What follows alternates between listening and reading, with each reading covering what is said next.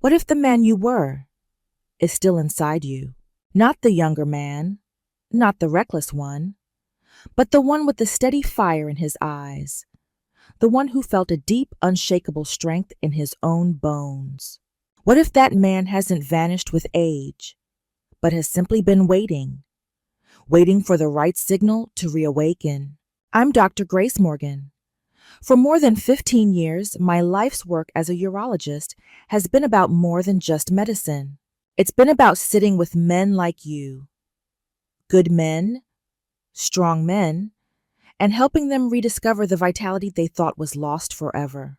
And what I have learned in those thousands of quiet, honest conversations might just change the way you think about your own journey and the years ahead. We don't talk about it much, do we? That slow creeping fade, the way the energy you once took for granted now feels like a currency. You have to budget carefully, waking up already tired, feeling a fog in your mind where clarity used to be. That quiet negotiation you have with yourself before taking on a physical task you once would have done without a second thought. It's not a dramatic collapse. It's a shadow, a feeling that your inner engine is slowly inevitably running out of fuel. Most men I meet have already accepted this as their fate. They blame their age. They blame their testosterone levels. They accept a life of managed decline. But what if that entire story, the story that society tells us about getting older, is wrong? What if the root cause of this fatigue, this loss of drive, this fading strength, isn't just about hormones or the number on your driver's license? What if it's about the microscopic power plants inside every single one of your cells, and the fact that they've simply gone dormant? The truth is, your body's natural signal system for power, for energy, for life itself hasn't disappeared. It is only waiting for the right spark to turn back on. Let me explain this with a simple image. Think of your body not as a machine that wears out, but as a vast interconnected power grid. And in every city, every neighborhood of that grid, in your muscles, your brain, your heart, there are trillions of tiny power plants. In science, we call them mitochondria. You've probably heard the term before, maybe in a biology class years ago. But I want you to truly understand what they are. These are not just abstract cellular parts. They are the literal source of your life force. They take the food you eat and the air you breathe, and they convert it into the pure, raw energy that allows you to move, to think, to heal, and to feel alive. When your mitochondria are thriving, you feel it. You wake up with energy. Your mind is sharp. You feel a sense of grounded physical power. You feel like yourself. But over the years, starting as early as our late 30s, these tiny engines can begin to sputter. It's not that they break down entirely. It's more like they get clogged. Think of a beautiful fireplace that has been burning for decades. Over time, soot and ash build up. The airflow gets restricted. The wood doesn't burn as hot or as bright. The fire, which once roared with life, becomes a bed of smoldering embers. This is what happens inside your cells. The soot is something called oxidative stress, the natural byproduct of living, breathing, and turning fuel into energy. And the restricted airflow comes from a lack of the specific nutrients and signals your mitochondria need to clean themselves out and burn efficiently. Modern life, with its chronic stress, its processed foods, its sedentary nature, accelerates this process dramatically. Your cellular engines become choked with this metabolic ash. They don't die, they just go quiet. And that quietness, that is what you feel as fatigue. That is the brain fog. That is the loss of physical resilience. It's not that you are fundamentally weaker. It's that your access to your own inherent energy has been blocked. But here is the most important, most hopeful part of this entire story. This process is not a one-way street. You can clean out the fireplace. You can open the airways. You can give those embers the exact kind of fuel and oxygen they need to roar back to life. You have the power to send a signal to every cell in your body that says it is time to wake up. It is time to generate power again. And it doesn't require a miracle cure or some impossible lifestyle overhaul. It begins with a few simple, profound, and intentional actions. Actions that speak the language your cells understand. So let's walk this path together. I want to give you 3 foundational habits, 3 signals that you can start using today to begin this process of reawakening. Think of these not as chores, but as rituals of restoration. Our first action begins in the first moments of your day. I call it the dawn ritual. I want you to think about how you feel when you first wake up. For so many men, there's a sense of heaviness, a feeling that you're starting the day with an empty tank. Most of us reach for coffee desperate for that external jolt to get us going, but we're missing the most critical first step.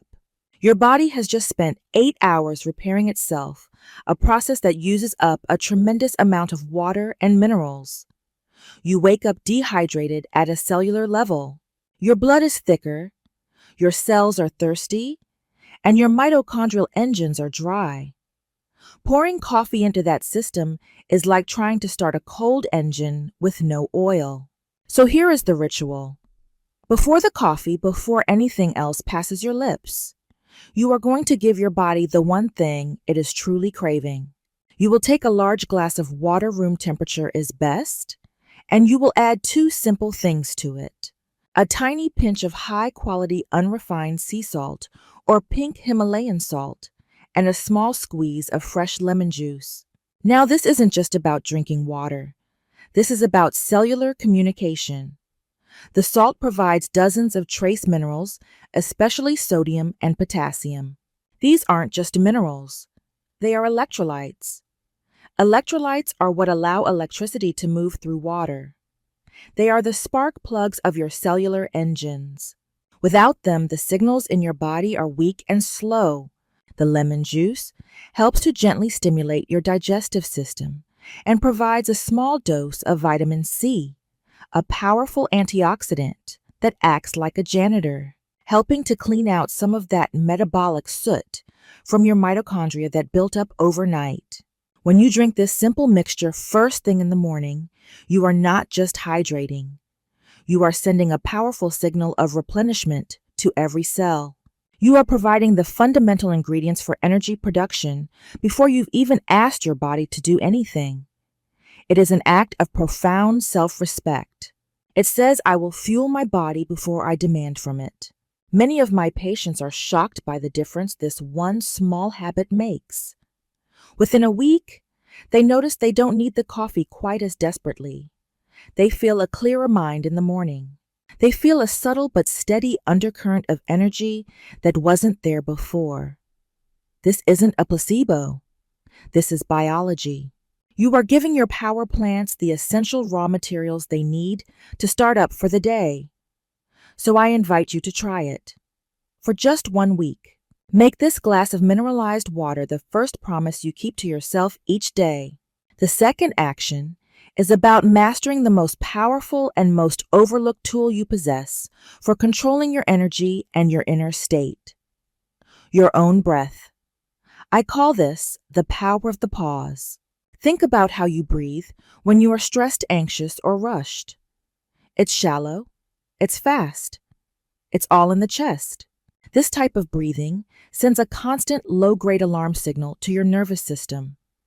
It keeps you locked in what's called the sympathetic state, your body's fight or flight mode. When you're in this state, your body diverts all its resources to immediate survival. It floods your system with cortisol, the stress hormone. And cortisol is absolute poison to your mitochondria. It forces them into a state of emergency shutdown, conserving energy for the perceived threat. Living in a state of chronic low-grade stress is like keeping the emergency brake pulled on your car while trying to drive. You burn through fuel, create immense friction, and go nowhere fast. We need to consciously shift our bodies out of this alarm state and into the parasympathetic state, the one known as rest and digest. This is the state of healing, of recovery, and of deep energy production. And the master key to making that shift is your breath. So here is the practice. It is incredibly simple and you can do it anywhere. It's called box breathing. You can do it sitting in your chair at work, in your car, before you walk into the house, or any time you feel that tension rising. You simply breathe in through your nose for a slow count of 4. Then you hold your breath gently for a count of 4. You breathe out slowly through your mouth for a count of 4. And you hold the breath out for a count of 4. That's one cycle. In for 4. Hold for 4. Out for 4. Hold for 4. I want you to do this for just 2 minutes. That's it. Just 2 minutes, maybe 2 or 3 times a day. Here's what's happening on a deep biological level when you do this. That slow rhythmic pattern is a direct signal to your vagus nerve, the main superhighway of your parasympathetic nervous system. It tells your brain that the threat has passed, that you are safe. Immediately, your heart rate begins to slow. Your blood pressure drops, and the production of cortisol begins to fall. At the same time, this deep controlled breathing is pulling oxygen deep into the lower lobes of your lungs, where it can be absorbed most efficiently into your bloodstream. Oxygen is the other essential fuel for your mitochondria. More oxygen means cleaner, more efficient energy production. Less soot, more fire. This isn't about meditation or some mystical practice. This is a direct physiological intervention. You are using your breath as a lever to change your body's entire hormonal and energetic state. You are manually turning off the alarm bells and turning on the systems of recovery and renewal. Men who adopt this simple practice tell me it's life-changing. They feel less reactive. They sleep better. They find they have a reserve of calm, steady energy that wasn't there before. They are no longer leaking their power away through chronic stress. They are reclaiming it one conscious breath at a time. Our third and final action is about the fuel you choose to put into your body. This isn't another lecture about dieting. I call this fueling the fire, not the smoke. Imagine again that fireplace. You can have perfect airflow, and you can have it perfectly clean, but if you throw damp, smoky wood onto it, you're still going to get a sluggish, inefficient fire. The same is true for your mitochondria. The types of food you eat determine whether your cellular engines burn clean and hot or smoky and clogged. The smokiest fuels for our bodies are refined sugars and processed carbohydrates. Breads, pasta, cereals, sugary drinks. When you consume these, you get a quick spike of energy, it's true, but it's a dirty burn. It's like throwing gasoline on the fire.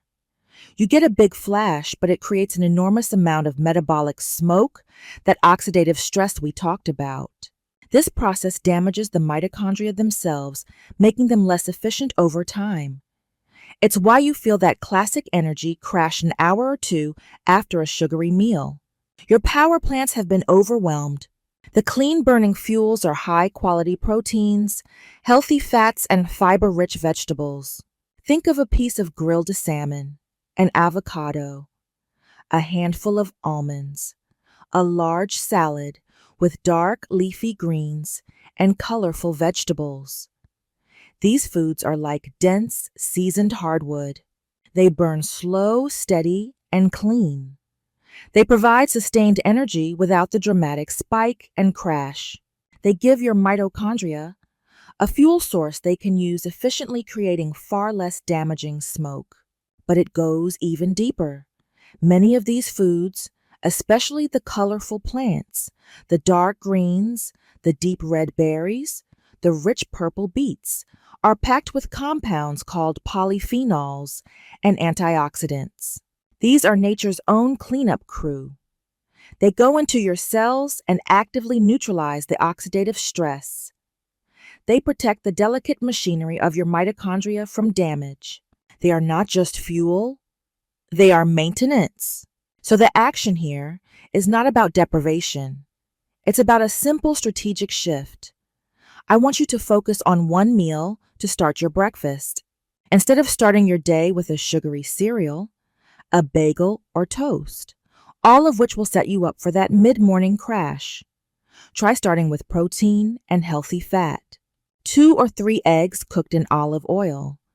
A Greek yogurt with some berries and nuts. A protein smoothie with spinach and avocado. By making this one change, you are setting your metabolic tone for the entire day. You are providing your cellular engines with high-grade, slow-burning fuel from the very start. You will be amazed at how this one shift can eliminate that desperate craving for sugar and caffeine by 10 in the morning. You'll feel a stable, grounded energy that lasts for hours. You are not dieting. You are upgrading your fuel. You are choosing to fuel the fire, not the smoke. A glass of mineral water to ignite your cells. 2 minutes of breathing to calm your system. A protein-rich breakfast to fuel your fire. Do you see? These are not overwhelming demands. They are small, intentional acts of restoration. They are signals. Each one sends a message of vitality and renewal that echoes through all the trillions of cells in your body. This journey is not about trying to become the man you were at 25. That man is gone, and that's okay. The strength you are building now is different. It is quieter. It is wiser. It is forged not from brute force, but from deep self-awareness and intentional care. It is the strength of a man who understands his own biology and chooses to work with it, not against it. It is the strength of a man who knows that true power doesn't shout, it endures. The sun rises every single morning. It doesn't ask for permission. It simply begins to glow quietly at first, and then with undeniable brilliance. That same potential, that same sunrise exists within you right now. Those embers are waiting. They are waiting for you to give them air, to give them fuel, to give them the signal that it is time to burn brightly once more. If this message has touched something in you, if it has sparked a sense of hope, then I invite you to join me on this journey. Please subscribe to this channel because every week I will be here sharing more of these simple, powerful science-backed insights to help you feel truly alive again. And if you know another man, a brother, a father, a friend who you believe needs to hear this, please share it with him today. Let's change the conversation around aging from one of decline to one of rediscovery. Finally, leave a comment below. Tell me what resonated with you the most. Was it the image of the fireplace? The idea of the dawn ritual? Let's start the conversation that truly matters. The conversation about how we together can reclaim our strength, our purpose, and our vitality. Thank you for your time. And remember, the power to write the next most vibrant chapter of your story is already within you. Now go and begin.